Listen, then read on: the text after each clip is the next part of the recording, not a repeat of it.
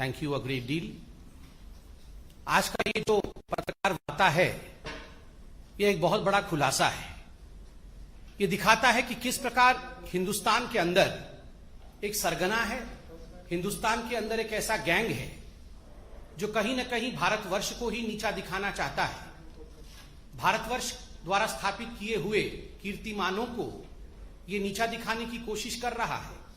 और ये सरगना जो है ये केवल भारतवर्ष में है ऐसा नहीं है, it is an international conspiracy, एक अंतर्राष्ट्रीय साजिश है। और बहुत सारे डॉट्स, बहुत सारे जो कैरेक्टर्स होते हैं वो भारत में भी हैं और भारत के बाहर भी हैं। आज आपने अखबारों में सुबह पढ़ा होगा न्यूज क्लिक के विषय में। न्यूज क्लिक एक पोर्टल है। कुछ ऐसे पोर्टल्स हैं हिंदुस्तान में जो मीडिया का चोगा ओढ़ करके मीडिया बनने की कोशिश करती है, मगर वो मीडिया नहीं है। तो न्यूज क्लिक भी ठीक उसी प्रकार का एक पोर्टल है जो मीडिया हाउस नहीं है, मगर कहीं ना कहीं अपने आप को मीडिया के रूप में दिखाने का प्रयत्न करती है, भरसक प्रयास करती है। और आपने इस खबर में पढ़ा होगा किस प्रकार से करोड़ों रुपए, मैं उसका तथ्य आगे रखूंगा, भूमिका में पहले पूरे विषय को संजोता हूं फिर तथ्य रखूंगा।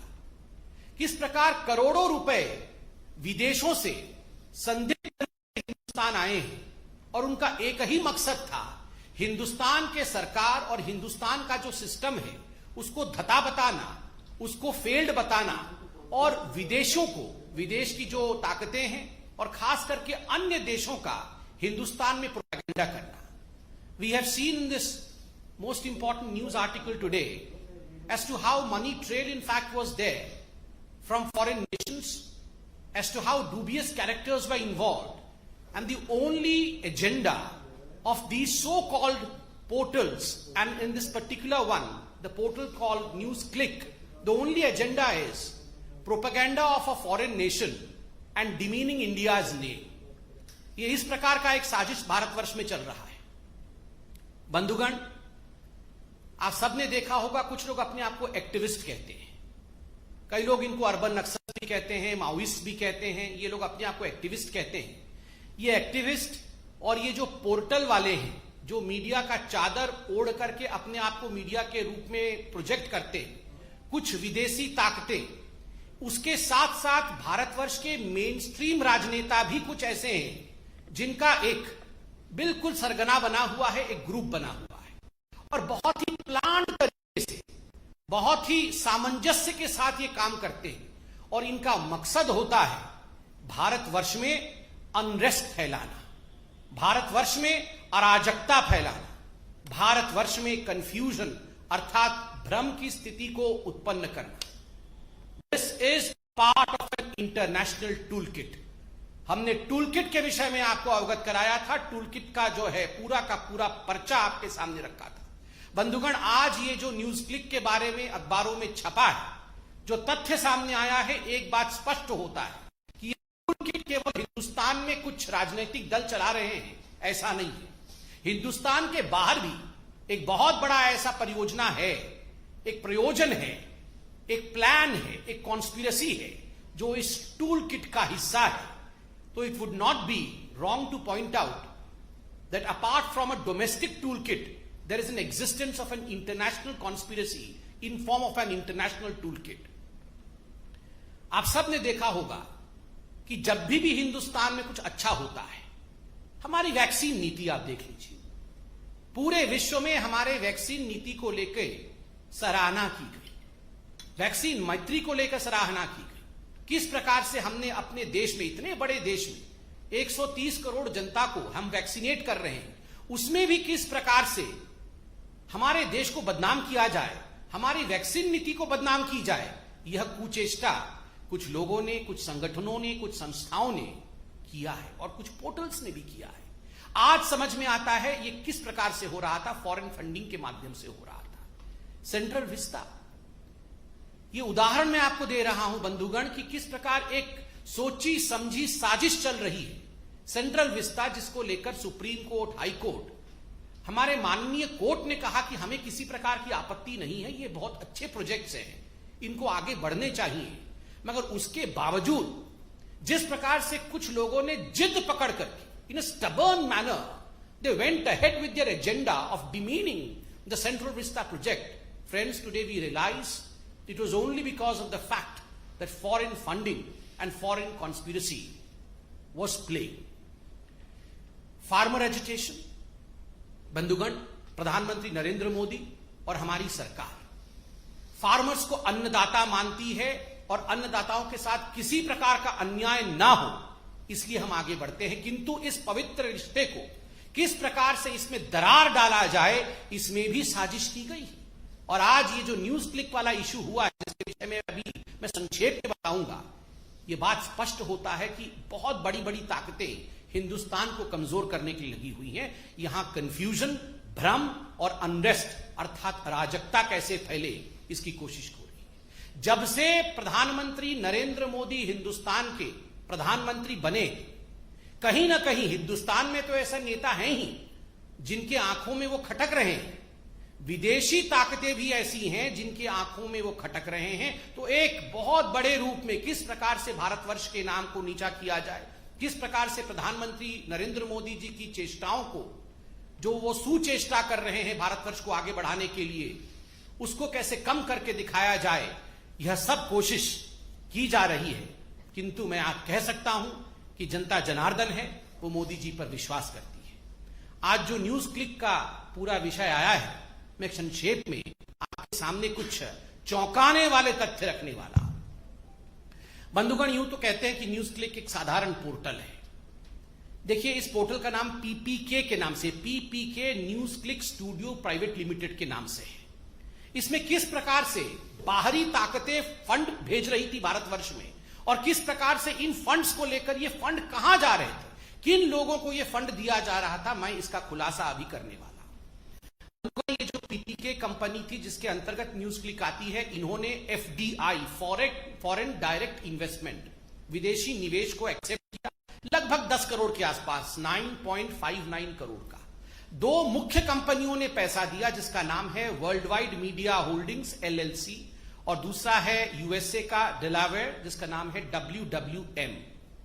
इन दोनों ने इसमें मेजर रूप में पैसा इन्फ्यूज किया एफडीआई के रूप में। और ये जो WWM है, इसमें 3 लोग मुख्यतः सम्मिलित थे, वो विदेश के थे। जैसन पेट्शर, नेविली रॉय सिंघम, जो कि श्रीलंका के और उसके बाद अभी अमेरिका में है, और एक तीसरा व्यक्ति है जो एक विदेशी ताकत है और किसी विदेशी देश के फंड को पूरी तरह से हवाला के माध्यम से डाइवर्ट करके किस प्रकार से इसका यूटिलाइजेशन भारतवर्ष में किया जा सके, डूबियस रूट से उन्होंने WWM ने पीपीके अर्थात न्यूज क्लिक को भेजा।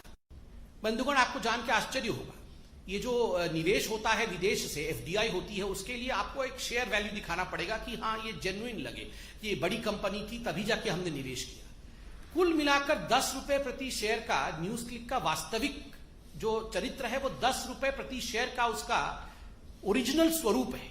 But that was inflated just in order to make news click look as if it was an authentic destination for an FDI, उसको इन्फ्लेट करके 11,510 रुपए का एक शेयर कर दिया गया। अब सोचिए ये षड्यंत्र में कितने लोग इन्वॉल्व थे और किस प्रकार से ये षड्यंत्र काम कर रहा था।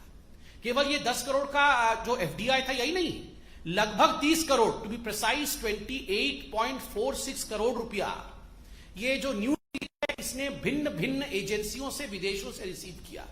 Justice and education fund inc USA, ऐसी बहुत सारी यूएस के एजेंसीज हैं, कंपनीज हैं, जिनसे इन्होंने लगभग 30 करोड़ रुपए लिए हैं। और ये 30 करोड़ रुपए किस लिए लिए हैं? ये 30 करोड़ रुपए लिए हैं maintenance of people dispatch portal. ये 30 करोड़ रुपए लेके एक पोर्टल है जिसका नाम है पीपल्स डिस्पैच पोर्टल, उसका ये मेंटेनेंस न्यूज क्लिक वाले करेंगे। आप जानते हैं ये जो पीपल्स डिस्पैच पोर्टल है ये किसका है?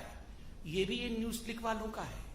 अपने ही पोर्टल को मेंटेन करने के लिए यूएस की कुछ कंपनियां, विदेशी कंपनियां, वो इनको 30 करोड़ रुपए दे रहे हैं और बदले में कहा गया हम आपको एक्सपोर्ट सर्विस देंगे, मतलब हम बहुत बढ़िया मेंटेनेंस करेंगे और आपको बताएंगे कि हमने कैसे मेंटेन किया, हम सर्विस अपना एक्सपोर्ट करेंगे। मगर जब इनके प्रमोटर्स से पूछा गया कि आपने क्या सर्विस एक्सपोर्ट किया, तो उनके पास कोई जवाब नहीं है। अर्थात ये विदेशी ताकतें जो हैं, ये पैसा किन्हीं और कारणों से भेज रही हैं। ये न्यूज पोर्टल के मेंटेनेंस का तो केवल बहाना है, कारण कुछ और है। अब मैं कारण बताता हूं, किन किन लोगों को इस न्यूज पोर्टल के माध्यम से पैसा गया। ये करोड़ों रुपए बाहर से आए, 30-40 करोड़ तो मैंने अभी हिसाब दिया है, ना जाने और कितना आया होगा। अब ये पैसा गया कहां? मैंने आपको कहा था कि हिंदुस्तान के अंदर ऐसे कुछ राजनेता हैं, ऐसे कुछ एक्टिविस्ट हैं जो चाहते हैं कि हिंदुस्तान में एक माहौल भ्रम का और अनरेस्ट का बने। आपको याद होगा गौतम नौलखा, क्योंकि एल्गार परिषद के जो माओइस्ट लिंक थे वो अरेस्ट हुए थे। गौतम नौलखा, कई लोगों ने उन्हें अर्बन नक्सल भी कहा, और गौतम नौलखा जिन्होंने भीमा कोरेगांव केस में हिंदुस्तान में अनरेस्ट फैलाने की कोशिश की थी, उनको इसमें से लगभग 21 लाख रुपए मिले। ये तो एक रिकॉर्ड हमारे पास है, आज अखबारों में भी छपा है। न जाने कितने सोर्सेस से ऐसे कितने रुपए इस प्रकार के एक्टिविस्ट्स को मिलते होंगे, यह चौंकाने वाला है। 21 लाख रुपए गौतम नौलखा को मिले। दूसरा, इसमें से लगभग 52 लाख रुपए बप्पादित्य सिन्हा। बप्पादित्य सिन्हा कौन है? बप्पादित्य सिन्हा है, ये एक बहुत प्रमुख व्यक्ति हैं, शेयर होल्डर भी हैं न्यूज क्लिक के, पीपीके के। मगर अगर राजनैतिक रूप से देखा जाए तो Sinha ji communist party of India के आईटी सेल के एक प्रमुख सदस्य हैं। कम्युनिस्ट पार्टी के आईटी सेल के एक प्रमुख सदस्य हैं मिस्टर सिन्हा, और उनको 52 लाख रुपए दिए गए थे पीपीके कंपनी द्वारा। खुद वो शेयर होल्डर भी है। और तो और हमें समझ में यह नहीं आ रहा है, 9वीं क्लास पढ़ा हुआ एक इलेक्ट्रीशियन है जोसेफ राज, जिनको 1.5 करोड़ से अधिक रुपए पीपीके ने दिया। क्यों दिया? ये सारा पैसा किसी के माध्यम से किसी और को दिया जा रहा है। क्यों दिया जा रहा है? देश में भ्रम फैलाने के लिए एक प्राइस टैग है, देश में कंफ्यूजन फैलाने के लिए एक प्राइस टैग है, दूसरे देशों का प्रोपेगेंडा करने के लिए एक प्राइस टैग है, मोदी जी को गाली देने के लिए एक प्राइस टैग है, हमारी सरकार को नीचा दिखाने के लिए एक प्राइस टैग है। असली किसानों के मुद्दे को अगर मोदी जी आगे बढ़ाते हैं, उसको किस प्रकार धता बता दिया जाए, उसके लिए एक प्राइस टैग है। सीएए पे किस प्रकार से रोड जाम कर देना है, अगर आप करने में सक्षम हैं तो एक प्राइस टैग है। जहां भी एंटी इंडिया कोई सेंटिमेंट हो, कोई नैरेटिव हो, उसको आगे बढ़ाने के लिए एक प्राइस टैग है। और यही साजिश विदेशी ताकतों के साथ मिलकर के एंटी इंडिया फोर्सेस कर रही है। आज बीजेपी सिर्फ अंत में इतना ही कहना चाहती है कि जीतेगा तो भारत ही, भले कितनी ये देश विद्रोही शक्तियां, देशद्रोही शक्तियां, एंटी इंडिया फोर्सेस चाहे कितना भी काम कर ले, कितनी भी षड्यंत्र कर ले, कितने भी विदेशी देशों से पैसा ले ले, मगर जीतेगा भारत ही, क्योंकि भारत की जनता बुद्धिमान है, समझदार है। इन सभी विषयों पर वो सोच समझकर अपनी कदम आगे बढ़ाती है। धन्यवाद बंधुओं, कोई प्रश्न हो तो अवश्य पूछें।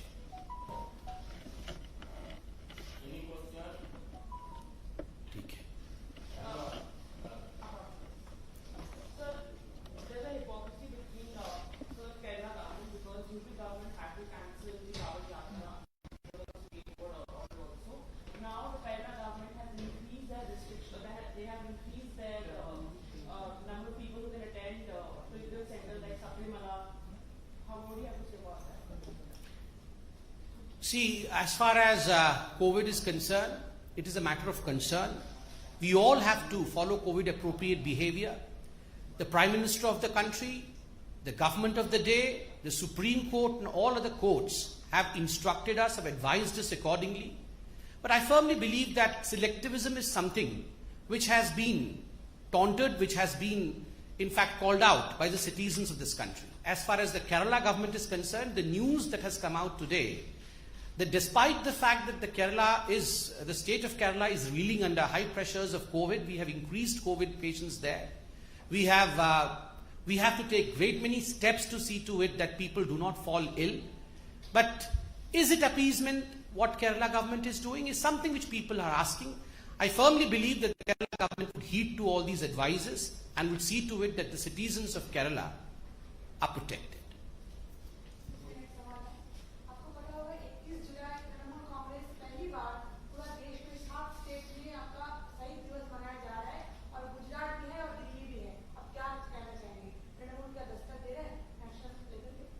टाइम फिर से क्या दिवस दस्तक दे रहा है नेशनल लेवल पे। अच्छा, नहीं, स्टेट से बाहर शहीद दिवस मना रहा है, अच्छी बात है। वो एक डेमोक्रेटिक कंट्री है हमारी, कोई भी शहादत को अपनी आंखों को नम कर सकता है शहादत में, मगर जो हमारे कार्यकर्ता शहीद हुए हैं बंगाल में, जिस प्रकार से हजारों लोग बेघर हो गए, जिस प्रकार से हमारे पार्टी के माताओं और बहनों के साथ जो ट्रीटमेंट हुआ है, न जाने कितने लोगों को मार दिया गया है, महिलाओं का बलात्कार हुआ। इस विषय में जो एनएचआरसी का रिपोर्ट अभी 2 दिन पहले आया, जिसमें स्पष्ट रूप से कहा गया है there is no rule of law in Bengal, there is law of ruler in Bengal. इस पर ममता बनर्जी क्या कहेंगी? मैं ममता जी से आज निवेदन करूंगा कि जिन भारतीय जनता पार्टी के कार्यकर्ताओं ने लोकतंत्र को अपहोल्ड करने के लिए शहादत दी है, उनके शहादत पर भी ममता बनर्जी कुछ कहें, उनके बलिदान पर भी ममता बनर्जी 2 आंसू बहाएं और क्षमा याचना करे, जिस प्रकार से उन्होंने कानून व्यवस्था की धज्जियां बंगाल में उड़ाई है। Thank you.